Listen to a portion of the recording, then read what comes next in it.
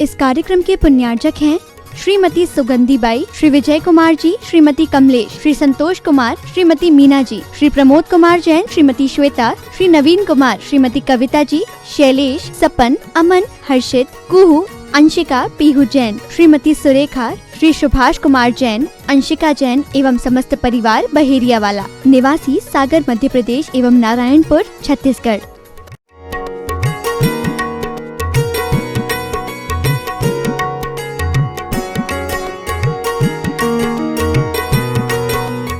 अंग देश के राजा एक रिपुमर्दन नाम के राजा थे। रानी का नाम रति सुंदरी और उनकी पुत्री का नाम सुरसुंदरी। एक सुरसुंदरी मैना सुंदरी की छोटी बहन, ये जो है ये दूसरी सुरसुंदरी। बड़े हो रहे थे, राजधानी का नाम चंपापुर था। थोड़ी उम्र के बड़ा होते होते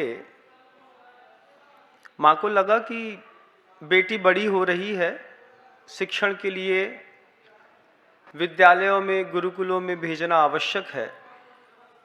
आज जैसी शिक्षण पद्धतियां हैं, इस तरीके से शिक्षा पहले नहीं मिलती थी। 7 सब्जेक्ट नहीं होते थे, 18 विषय एक साथ पढ़ाए जाते थे। अभी बच्चे की टॉलरिंग कैपेसिटी बहुत कम हो गई है, 7 सब्जेक्ट में ऊ आ आउच करता है।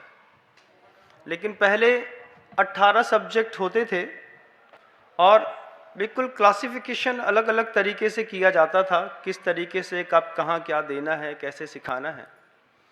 शुरुआत में ही हिंदी, संस्कृत, मैथमेटिक्स, इंग्लिश, अंग्रेजी न दे करके दया, क्षमा, प्रेम, वात्सल्य, प्रीति, सौहार्द, इसकी शिक्षाओं में 4 वर्ष निकल जाते थे।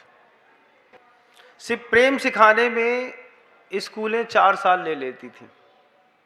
क्षमा कैसे की जाती है, दया कैसे की जाती है, वात्सल्य कैसे दिया जाता है, प्रेम क्या होता है, प्रेम की क्या परिभाषाएं होती हैं, इन सब को सिखाने में शिक्षक बेटियों को, पुरुष वर्ग को, बालकों को करीब 3 वर्ष 4 वर्ष का समय ले लेता था। महाराज रिपुमर्दन को लगा कि बेटी कन्या बड़ी हो गई है, इसको स्कूल में, इसको अपने उस गुरुकुल में प्रवेश दिलाना चाहिए। तो महाराज ने सुरसुंदरी से कहा कि बेटा, अब तुमको जो है वो गुरुकुल में जाकर के 16 वर्ष तक विद्या अध्ययन करना है। कितना भी धन संपन्न व्यक्ति क्यों ना हो, धन संपन्नता आदमी की वैभव संपन्नता का प्रतीक नहीं होता, लेकिन ज्ञान की संपन्नता आदमी की वैभव संपन्नता का प्रतीक जरूर होता है। अगर धन संपन्नता व्यक्ति की वैभव संपन्नता का प्रतीक होता तो आचार्य सिंह जी के पास तो कुछ भी नहीं है सिवाय ज्ञान के। लेकिन आप भागते अडानी के पीछे नहीं है, आचार्य सिंह जी के पीछे हैं। आप खुद ही बताते हैं कि धन संपन्नता के वैभव के पीछे भागना पसंद नहीं है, ज्ञान का वैभव अपने आप में बहुत मायने रखता है। राजा रिपुमर्दन ने कहा बेटी से कि बेटी, गुरुकुल में प्रवेश दिलाना है, हम चाहते हैं आप अपनी मानसिकता तैयार कर लें। बच्चों को मानसिकता तैयार करनी पड़ती है स्कूल जाने की, एकदम से तो होता नहीं। माँ बहनों को पता होगा, सुबह सुबह ठंडी में रोज उठाना पड़ता है, प्यार से 2 पुच्ची देनी पड़ती है, फिर धीरे से नहलाना पड़ता है, फिर टीका लगाना पड़ता है, कपड़े पहनाने पड़ते हैं। ये एक दिन का उपक्रम ना हो करके प्रत्येक दिन का रहता है। महाराज रिपुमर्दन ने रानी रति सुंदरी से कहा कि सुरसुंदरी की मानसिकता तैयार करो। सुरसुंदरी की मानसिकता तैयार करने के साथ ही रानी रति सुंदरी ने सुरसुंदरी को समझाना शुरू किया। सुरसुंदरी बोलती है, माँ मैं वहां जाऊंगी, मुझे वहां प्रेम कौन करेगा? यहां तो आप प्रेम करती हो, पिताजी का प्रेम मिलता है, स्कूलों में कोई प्रेम नहीं करता। ये आज की भी बहुत बड़ी अव्यवस्था या एक भावना है। अभी भी लोग प्रतिभा मंडल की बहनों के पास प्रतिभा स्थली में जाते हैं तो ये कहते हैं, वहाँ दीदी हमको अच्छे से चाहती नहीं है, दीदी पास लड़ती करती है, छोटी वाली को ज़्यादा देती है, बड़ी वाली को कम करती है। ये बच्चों का अपना एक मनोविज्ञान रहता है। उस दिन पहली बार रति सुंदरी ने अपनी बेटी सुरसुंदरी को प्रेम के प्रकार समझाए। प्रेम भी कई प्रकार का होता है। हाँ, प्रेम भी बेटा कई प्रकार का होता है। अभी घर तक के अंदर जो प्रेम मिला है वो लाड़ प्यार वाला मिला है। अब स्कूलों में प्रेम मिलता नहीं है। स्कूलों में जाते साथ ही प्रेम देना पड़ता है। छोटा सा बच्चा शिक्षक को क्या प्रेम देगा? लेकिन विद्या अध्ययन का पहला सूत्र है कि बच्चों को सिखाना पड़ता है कि 4 प्रकार के प्रेम होते हैं। सबसे पहला कौन सा प्रेम होता है? तो गुरुदेव कहते हैं सबसे पहला उत्कंठा प्रदान प्रेम रहता है। उत्कंठा प्रदान प्रेम क्या है महाराज? आप खुद देखिएगा, अपने घरों में आप बैठे रहते हैं, छोटा सा बच्चा हो या बड़ी महिलाएं, पुरुष हो या बालक, उत्कंठा रहती है किस बात की? आचार्य श्री जी को देख लें। प्रेम है क्या नहीं? उत्कंठा है कि नहीं? उत्कंठा है ना प्रदान, उत्कंठा प्रदान प्रेम क्या है? आचार्य जी को देखना है एक बार। अच्छा, अब घर के अंदर से दिमाग में कुलबुल मस्ती रहती है, आचार्य जी को देख बस लें भाई, कुछ नहीं, देख लें बस देख लें। अब महिलाएं लगती हैं पति के पीछे धक्का मारने में। 1 महीना हो गए तुमसे बोल रहे थे आचार्य जी के दर्शन करा दो, दर्शन करा दो, दर्शन करा दो, दर्शन करा दो, दर्शन करा दो, तुम मानती नहीं हो, तुम समझती नहीं हो हमारी कोई बात को। आज से सब्जी में नमक डालना बंद। कब तक? बोले जब तक तुम आचार्य जी के हमको अच्छे से दर्शन नहीं करा दोगे। ये क्या है? मातृशक्ति के अंदर जो उत्कंठा प्रदान प्रेम है उसको हम कुछ समझने का भी प्रयास करें। ये उत्कंठा प्रदान प्रेम है कि मुझे आचार्य श्री जी का दर्शन मात्र करा दो, देखने की उत्कंठा। फिर उत्कंठा प्रदान प्रेम दूसरा क्या बोलता है कि जब देखने की कोशिश, देखने मिल गया, तब दूसरी एक और उत्कंठा अंदर पैदा होती है, बात करने नहीं मिल जाएगा, थोड़ा सा प्रायश्चित लेना है। क्या ऐसा बोलते हैं? कैसे बोलते हैं? आचार्य श्री जी हमको व्रत लेना है। आचार्य श्री जी तो पहले धोखा खा जाते थे। अब कोई बच्ची ने बोला, कोई महिला गई, आचार्य श्री जी व्रत लेना है। आचार्य श्री जी ने कान में मान लो बात चली गई, अरे वो तो बच्ची आई है, अच्छे कुल की है, व्रत लेना चाहती है। आचार्य श्री ने अंदर बुला लिया। लेकिन बहुत बड़ी चालबाजी है लोगों की। कैसी कैसी चालबाजी हम बताएं? ऐसी गजब की चालबाजी, दूर से तो चिल्ला के बोला आचार्य श्री व्रत लेना है, पास गई, सीपल चढ़ाया, आचार्य जी को खूब अच्छे से देखा। आचार्य जी कब से सोच रहे थे आपके पास से दर्शन करने का मौका मिल गया। हाँ, आचार्य जी आंख नीचे करके पूछते हैं, हाँ काम की बात करो। आचार्य जी व्रत लेना है। हाँ, माता पिता को तो लाए नहीं आप लोग व्रत के लिए। आचार्य वो वाला व्रत नहीं लेना है, नमोकार मंत्र के व्रत लेना है। ये क्या है? चालबाजी। व्रत लेने का मतलब क्या होता है? इनने व्रत ले लिए हैं, इसका मतलब क्या है कि आदमी की सामान्य से धारणा जाती है कि इन्होंने ब्रह्मचर्य व्रत ले लिया होगा, इसलिए बोले महाराज जी इनका व्रत है। अब पता चले इनका व्रत काहे को है? अष्टमी को है, 14 को है, पंचमी को है, नमकार मंत्र को है, कर्म दहन को है, काय का है? ये तो हमारे अंडरस्टूड वाली बात है, हम सब चीज नहीं बताई जाती है। उत्कंठा प्रदान प्रेम आपको पहले दर्शन करने के लिए प्रेरित करता है। आपके दर्शन अच्छे से हो जाएं तो वो उत्कंठा प्रधान प्रेम आपको बात करने के लिए प्रेरणा देता है। बात करनी है, चाहे कुछ हो जाए। अब बात हो गई, दर्शन हो गया, अब घर चलो। अभी थोड़ी, अबे तो आए हैं। 1 महीना में तो पति को जैसे तैसे मनाओ हो तो कहा भाई 12 बजे घर चल जाएं। पति बोलता है, पति धार्मिक है मान लीजिए, तो बोलता है चले, होगा दर्शन? अभी नहीं, अभी नहीं, एक बार तुम अंदर जाके आचार्य जी के पैर तो छुआओ, और छू करके हमारे माथा में आचार्य जी के पैर की धूल मिट्टी लगा दो, उसके बाद सोचत घर चलवे के लाने। ये उत्कंठा है, एक के बाद दूसरी, दूसरे के बाद तीसरी, फिर चौथी खड़ी होती है। अब मान लीजिए कभी किसी की किस्मत बहुत तेज चमक जाए, घर से निकले पति मान जाए, पहली बार में गुरु जी के दर्शन हो जाए, आचार्य जी खाली मिले तो बात हो जाए, फिर आचार्य जी के पति के साथ जाकर के बात हो जाए, पति से बोल दें, ऐसे कोहनी मारती धीरे से, क्या पैर छू लो आचार्य जी के, क्या जादूगरी है क्या कोई? नहीं, पैर छू लो। महाराज खड़े, दूर से बात करना। महाराज जी 800 किलोमीटर दूर से आए हम और नमक को त्याग है महाराज जी, हमने 3 साल से फल नहीं खाए, जब हमें कसम खा ली थी जब तक हमारे जय आचार्य को पैर न छू ले हैं और हमारे माथा में हाथ न लग जाए है तब तक हम उपवास है महाराज। अब महाराज धर्म संकट में, उत्कंठा प्रदान प्रेम है बंधुओं, महाराज धर्म संकट में क्या करें? महाराज बोलते हम कुछ नहीं जानते। इतनी देर में महाराज उते देखो, इतनी देर में तो हाथ डाल के आचार्य को पैर छू के माथा में अच्छे से रगड़ दिया, अब ठीक है। अब क्या हो गया? ये उत्कंठा प्रदान प्रेम पहले दर्शन की इच्छा पैदा करता है, बाद में बात करने की इच्छा पैदा करता है, फिर स्पर्श की इच्छा पैदा करता है, उसके बाद आहार दान की इच्छा पैदा करता है, और उसके बाद कभी भी ना बिछड़ने की इच्छा पैदा करता है बंधु।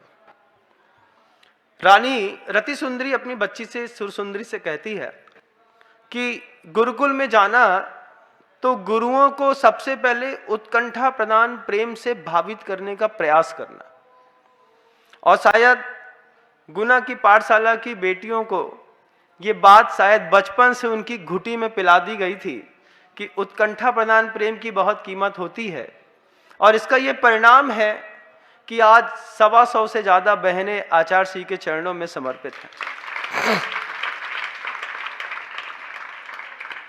बहुत बड़ी बात होती है, जिस गांव में गुरु ने कभी पैर न रखा हो, उस गांव में हर घर के परिवार के सदस्य का एक ऐसी सौगंध जैसे खाली हो कि अगर हमारे हिस्से में बच्ची पैदा होगी तो हम आचार्य के चरणों में आजीवन चढ़ा करके अपने आप को कृतकृत्य महसूस करेंगे। हर घर से एक बच्ची धीरे धीरे धीरे करके निकलती चली जा रही। उसके पीछे का कारण है, माँ ने जन्म से सिखाया, बेटा उत्कंठा प्रदान एक प्रेम होता है। फिर दूसरा प्रेम गुरु के साथ, इसमें 2-3 साल निकल जाते हैं उत्कंठा प्रदान प्रेम में। जीवन कैसे डेवलपमेंट होता है गुरु के साथ, क्योंकि आपने सूत्र तो सुना है, कौन सा? वो मोक्ष जाने वाला, लेबा राबू वदेरंड वदग्नि शिखावच्च, सुना है ना? कौन सा है? आविद्य कुलाल चक्रवत व्यपगत लेपा लाबू वदेरंड वदग्नि शिखावच्च। आदमी ऊपर उठना चाहता है, हाई जंप मारना चाहता है। कैसे? आविद्य कुलाल चक्रवत, जैसे कुम्हार ने अपना पूरा चक्र घुमा दिया, घुमाते वक्त बीच में रखी मिट्टी में हाथ भी लगाता है तो मिट्टी स्वभाव से ऊपर उठती है। आविद्य कुलाल वद चक्रवद व्यपगत लेपा लाबू वदे रंड वदग्नि शिखावच्च, जैसे अग्नि की शिखा स्वभाव से ऊपर उठती है। जैसे अरंडी के फूल को तोड़ा जाए तो बीज छिटक कर के स्वभाव से ऊपर उठता है, जैसे मिट्टी स्वभाव से चक्र में चढ़ी हुई मिट्टी ऊपर उठती है, ठीक वैसे ही व्यक्ति के अंदर एक उत्कंठा रहती है कि मुझे अपने जीवन का विकास करना है, ऊपर उठना है। अब ऊपर उठने के लिए साधन क्या है? ऊपर उठने के लिए संसार में कोई भी प्राणी है और किसी भी धर्म का है, ऊपर उठने के लिए 2 साधन उसको जरूरत पड़ती है। एक भगवान चाहिए पड़ते हैं और एक भगवत सत्ता प्राप्त गुरु चाहिए पड़ते हैं। तो प्रभु तो मौन रहते हैं, बोलते नहीं, बात नहीं करते, लेकिन श्रद्धा की अनेकों बातें मंदिरों में भगवान के सामने बैठ करके की जाती हैं और उसके परिणाम निकलते हैं। प्रतिमा भी अपने आप में कई प्रकार की होती है, सबका बहुत अद्भुत अद्वितीय वैभव है। ऊपर उठने के लिए 2 चीजें आवश्यक हैं, सबसे पहले भगवान और दूसरी भगवत सत्ता प्राप्त गुरुदेव। आपके जीवन में 2 में से क्या है, अपने अंतर्मन में टटोलिएगा।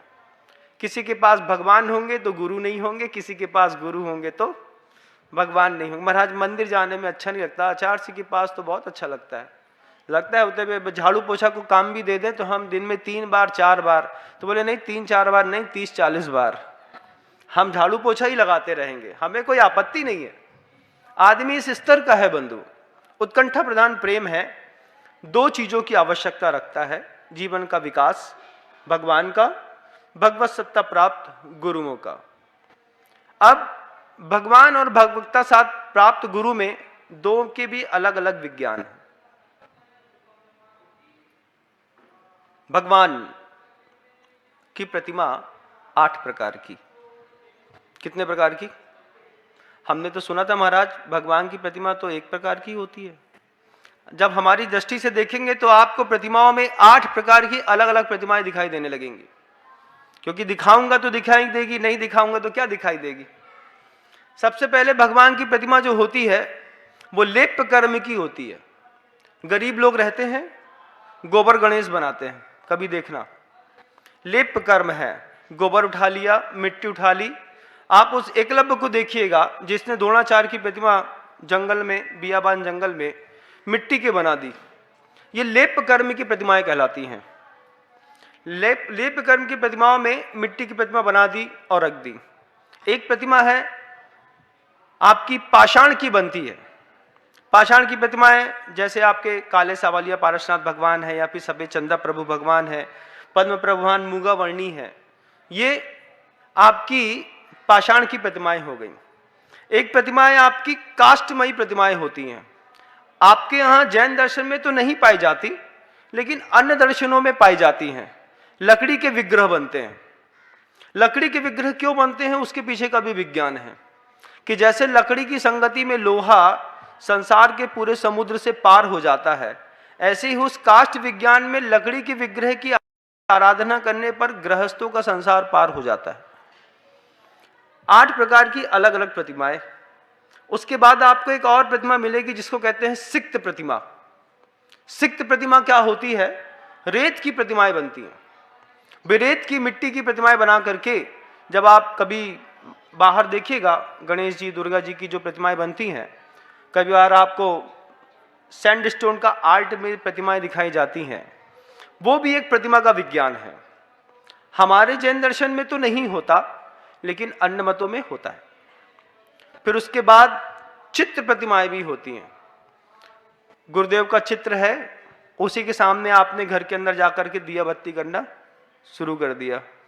जय जय नाथ परम गुरु होए। उठाई 4 5 7 अगरबत्ती, ओम ब्रीम श्रीम क्लीम मरम बाबा नमः पढ़ दिया आपने। अब वो घर के अंदर क्या हुआ? जादू टोना का केंद्र बन गया। धीरे धीरे वो स्थान देव स्थान बन गया, क्योंकि आप चित्र की प्रतिमाओं के सामने भी बार बार नमस्कार करेंगे, बार बार नमोस्तु करेंगे, तो उसमें भी शक्तियां प्रादुर्भूत हो जाती हैं, आने लगती हैं। लेकिन उनकी प्रॉपर तरीके से पूजन, अभिषेक इत्यादि नहीं होने के कारण कर्मबंध भी तीव्र गति से होने लगता है। तो हमारे यहाँ जैन दर्शन में तो अमान्य है, लेकिन अन्य दर्शनों में होती है। उसके बाद होती है एक और रत्न प्रतिमाएं, लौह प्रतिमाएं, जो धातुमयी होती हैं।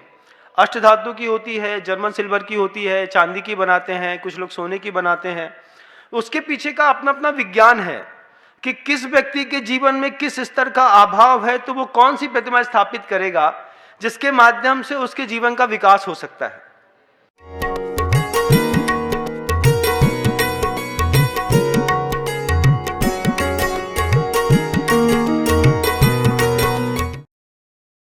थे श्रीमती सुगंधी बाई, श्री विजय कुमार जी, श्रीमती कमलेश, श्री संतोष कुमार, श्रीमती मीना जी, श्री प्रमोद कुमार जैन, श्रीमती श्वेता, श्री नवीन कुमार, श्रीमती कविता जी, शैलेश, सपन, अमन, हर्षित, कुहू, अंशिका, पीहू जैन, श्रीमती सुरेखा, श्री सुभाष कुमार जैन, अंशिका जैन एवं समस्त परिवार बहेरिया वाला, निवासी सागर मध्य प्रदेश एवं नारायणपुर छत्तीसगढ़।